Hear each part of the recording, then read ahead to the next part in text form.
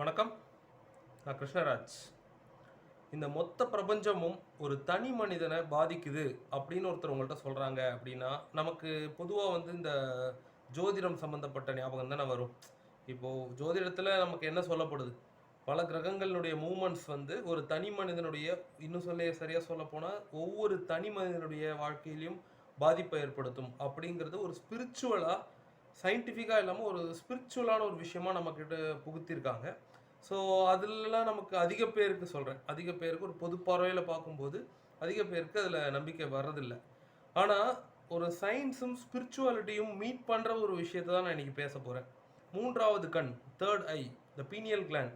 நம்ம பாடியில் pituitary glands நம்ம படிச்சிருப்போம், கேள்விப்பட்டிருப்போம்.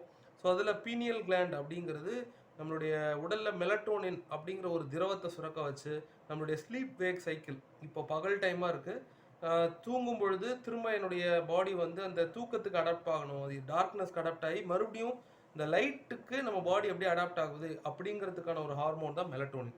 ஓகே, ஸோ இது சயின்ஸ். ஸோ இதை தான் தேர்ட் ஐ அப்படின்னு சொல்லப்படக்கூடிய, மூன்றாவது கண் சொல்லப்படக்கூடிய பீனியல் கிளாண்ட் பண்ணுதுங்கிறது நமக்கு தெரியும். இதை ஏன் தேர்ட் ஐன்னு சொல்கிறாங்க? இப்போது இந்த யோகா, மெடிடேஷன் இப்படி ஸ்பிரிச்சுவலாக பேசும்போது, ஸோ இவங்க இந்த ஸ்பிரிச்சுவலிஸ்ட்லாம் என்ன சொல்கிறாங்க? மெடிடேட் பண்ணும்போது ஒரு ஹையர் லெவல் ஆஃப் கான்ஷியஸ்னஸோட நம்மளால் தொடர்பு கொள்ள முடியும். நாமளே நம்ம வீடியோவில் பேசியிருக்கோம், ஹியூமன்ஸால் நம்மளுடைய ஐம்புலன்களை தாண்டி ஆறாவது ஏழாவது புலன்களை அடைய முடியும், ஒரு சூப்பர் ஹியூமனாக அடைய முடியும் அப்படிங்கிறத பற்றிலாம் நிறைய வீடியோஸில் நம்ம பேசியிருக்கோம். அதுக்கான ஒரு சின்ன ஒரு சயின்டிஃபிக் எவிடன்ஸாக இந்த வீடியோ இருக்க போகுது.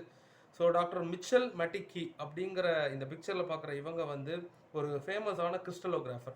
பல வருஷமாக கிறிஸ்டல்ஸ், லேட்டிஸ் பற்றின, கிறிஸ்டல்ஸ்னால் என்ன, ஒரு திடப்பொருளில் ஒரு படிகம் அப்படின்னு சொல்லலாம், இந்த ஸ்படிகம்னு கூட சொல்லுவாங்க. அந்த ஒரு திடப்பொருளில் ஆட்டம்ஸுடைய அந்த லேட்டிஸ் ஆர்டர், ஒரு அரேஞ்ச்மெண்ட் ஆர்டரை தான் நம்ம கிறிஸ்டலோகிராஃபின்னு படிக்கிறோம்.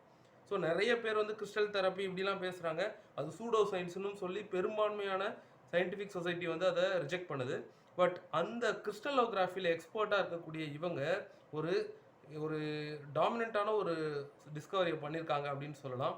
எஸ், நம்மளுடைய மூளையில் இருக்கக்கூடிய pineal gland is made up of நிறைய அந்த கிறிஸ்டல்ஸ்ன்னு சொல்லுவாங்க, carbonate crystals, calcite carbonate, CaCO3 crystals அப்படிங்கிறத இவங்க கண்டுபிடிச்சிருக்காங்க. ஓகே, இப்படி இவங்க கண்டுபிடிக்கிறதால என்ன பெரிய விஷயம் அப்படின்னு கேட்டிங்கன்னா, நம்ம ஒரு ஹியூமன் பாடியில் போனு, டிஎன்ஏ இதிலலாம் ஆல்ரெடி கிறிஸ்டல்ஸ் இருக்குன்னும், ஸோ இந்த ஒரு எஃபெக்ட்டுக்கு பேர் நம்ம பொதுவாக ஃபிசிக்ஸ் படித்தவங்களுக்கு தெரியும், தெரியாதவங்களுக்காக சொல்கிறேன், பீசோ எலக்ட்ரிசிட்டி அப்படின்னு சொல்லுவாங்க. நம்ம யூஸ் பண்ணுற வாட்சஸ் ஆகட்டும், எங்கெல்லாம் நம்ம ஒரு மெக்கானிக்கல் அண்ட் ஹீட்டை பயன்படுத்தின ஒரு எலக்ட்ரிசிட்டியை ப்ரொடியூஸ் பண்ணுறோமோ அந்த கான்செப்டுக்கு பேர் பீசோ எலக்ட்ரிசிட்டி அப்படின்னு சொல்லுவாங்க. ஸோ இந்த பீசோ எலக்ட்ரிக் கிறிஸ்டல்ஸ் நம்ம உடல்லையே முக்கியமான சில இடங்களில் இருக்குது, டிஎன்ஏல இருக்குது, போனில் இருக்குது. ஆனால் மற்ற இடங்களில் இருப்பதை காட்டிலும் அதிக அடர்த்தியான, அதிக முக்கியத்துவம் வாய்ந்த ஒரு பீசோலிஸ்டிக் கிறிஸ்டல் நம்மளுடைய மூளையினுடைய மூன்றாவது கண்ணான இந்த தேர்ட் ஐல, பீனியல் கிளாண்டில் இருக்குது அப்படிங்கிற ஒரு செயற்கரிய ஒரு கண்டுபிடிப்பை இவங்க செஞ்சுருக்காங்கன்னு சொல்லலாம். ஏன் இதுக்கு இவ்வளோ இம்பார்ட்டன்ஸ் கொடுக்குறோம் அப்படின்னு கேட்டிங்கன்னா, இது ஒரு காஸ்மிக் ஆண்டனாவாக செயல்படுது. What is cosmic antenna? இப்போ ஜென்ரலாக இது எல்லாமே ஒரு பிரபஞ்சத்தோட லிங்க் பண்ணப்படும் போது தான் நமக்கு இன்ட்ரெஸ்ட் வருது.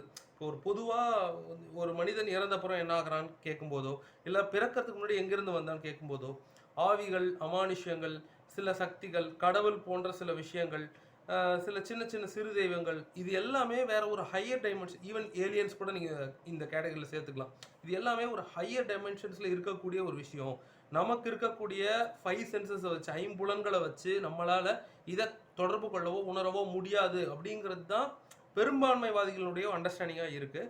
ஸோ இந்த பீசோ எலக்ட்ரிக் கிறிஸ்டல்ஸ் ஆக்டிவிட்டியின் மூலமாக இதை சாத்தியப்படுத்த முடியும். இப்போது மெடிடேஷன் வைஸ் பார்த்தீங்கன்னா, அதாவது ஸ்பிரிச்சுவலாக பார்த்தீங்கன்னா, ஒரு மெடிடேட்டர் தன்னுடைய மசில்ஸையும் தன்னுடைய அந்த ப்ரீதிங்கை ஹோல்ட் பண்ணுறது மூலமாக பெரினியல் ரீஜியம்னு சொல்லுவாங்க, ரொம்ப டெக்னிக்கல் வார்த்தைகள்லாம் இருக்கிறதுனால இங்கே சிம்பிளிஃபை பண்ணுறேன்.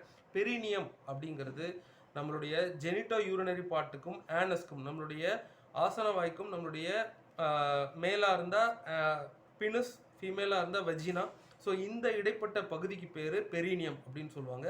ஸோ நம்மளுடைய மனித உடல் அமைப்பு படி இந்த பெரினியல் ரீஜன்ஸினுடைய ஒரு ப்ரெஷர் நம்மளுடைய முதுகு தண்டுவடம் வழியாக சிஎஸ்எஃப் அப்படிங்கக்கூடிய செரிப்ரோ ஸ்பைனல் ஃப்ளூயிடு மூளையில் ஏற்படுத்தக்கூடிய ப்ரெஷரில் இந்த மூன்றாவது கண் ஆக்டிவேட்னு சொல்கிறத விட இந்த மூன்றாவது கண்ணில் பினியல் கிளாண்டுக்குள்ளே இருக்கக்கூடிய calcium carbonate crystals, calcite crystals, கரெக்டாக சொல்லணும்னா கால்சைட் கிறிஸ்டல்ஸ், இந்த கிறிஸ்டல்ஸ் பிரபஞ்சத்தோட தொடர்பு பட்டு ஒரு ஹையர் டைமென்ஷனோட கம்யூனிகேட் பண்ண சாத்தியம் இருக்குது அப்படிங்கிறத இவங்க சொல்லியிருக்காங்க.